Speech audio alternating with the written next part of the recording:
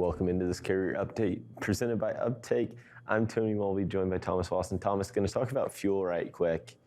We're seeing it in the right direction. Finally moving in the right direction. Now, DOE stuff should be released today as well. We'll have that update a little bit. The narrative is going to be we have downward movement. Now, John Kingston and a few other people are talking about the challenge is going to be, is this going to be transitory or are we returning to something? Because the fundamental winter is coming basically, and fuel prices. When we're looking at the barrel, we have diesel, we have that, distillates, we have regular fuel for your cars.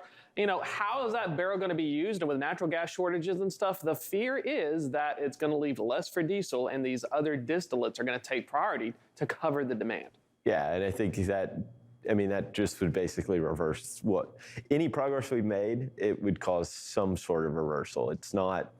I don't know if we go back up to $5.80 a gallon, but if you see a reversal, it's going to squeeze those carriers that have already felt the pain even more. And that's, we're talking about that squeeze. That's the really big challenge because, upwards of 25 to 30% of some of these carrier costs are going to be based on fuel at the moment. It's just because of how much it's taking a chunk out of.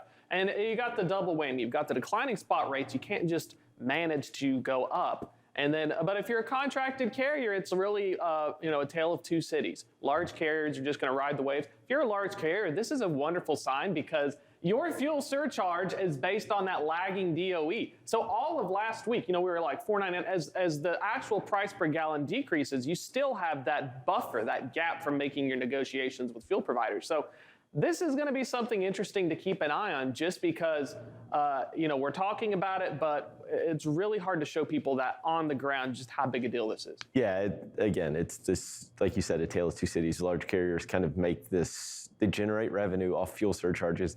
Smaller carriers don't. They get squeezed because they get stuck paying the $5 and $5.09 a gallon. And they're making, when you factor that out, over the course of the miles per gallon, it really starts to squeeze into what they're generating when you see spot rates as low as, or I don't say as low as they are because they're still elevated compared to where they were, say, in 2018, but it's one of those factors that's keeping that pressure, this fuel prices, where they can't fall necessarily as far. Correct, and we're going to do our final chart here on this one. Taking out the fuel for the line haul only, that is what we're talking about. Look at the squeeze, $1.91 right now.